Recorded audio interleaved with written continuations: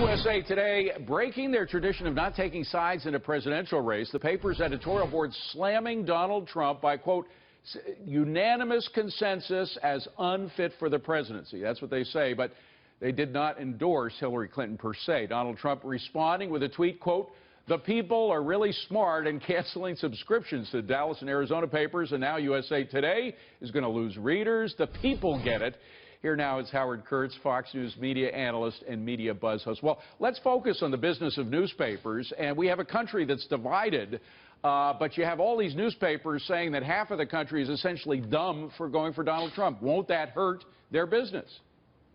Well, it may turn off some readers, but I think that, this is the opinion section of the paper. USA Today, it's an important national newspaper, but it has not been a leader on the editorial page by virtue of having stayed out of the last, all the elections since its founding 34 years ago and not endorsing Hillary Clinton. So I'm sure some people will not like it, but also because it's not a local paper, it doesn't have that sort of passionate relationship with local readers. I don't think it's going to matter all that much. Well, you did mention its editorial page, but the question is how much this opinion bleeds into the news side. A lot of people are saying that these papers have been minimizing the bad news against Hillary and maximizing the bad news against Trump in order to push that line.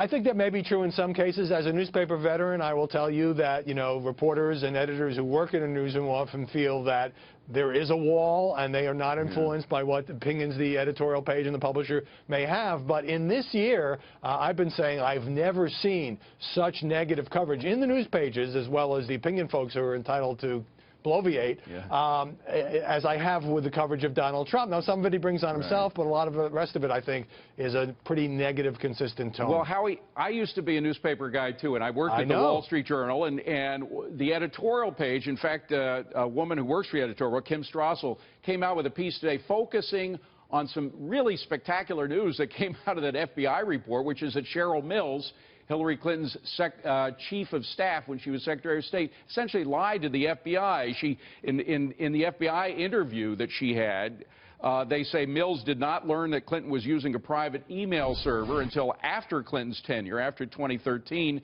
Mills stated she was not even sure she knew what a server was at the time. But then a 2010 email that they found from Cheryl Mills to a computer tech said, HRC, Hillary Clinton email coming back, is server okay?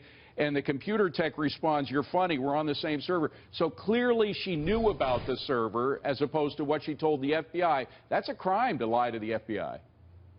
Well, this is really newsworthy because Cheryl Mills is one of the few people who has been very close to Hillary Clinton for a long time. Right. So imagine my shock that the media seemed more absorbed today talking and writing about Trump's 3 a.m. tweets about the former Miss Universe Miss as a kind of a sexier Yeah, now, look, it may be that with this whole email investigation, the FBI declining to seek criminal charges and all of that, the media have collectively decided to move on. It barely came up with Lester Holt in the first presidential debate, only when Trump brought it up.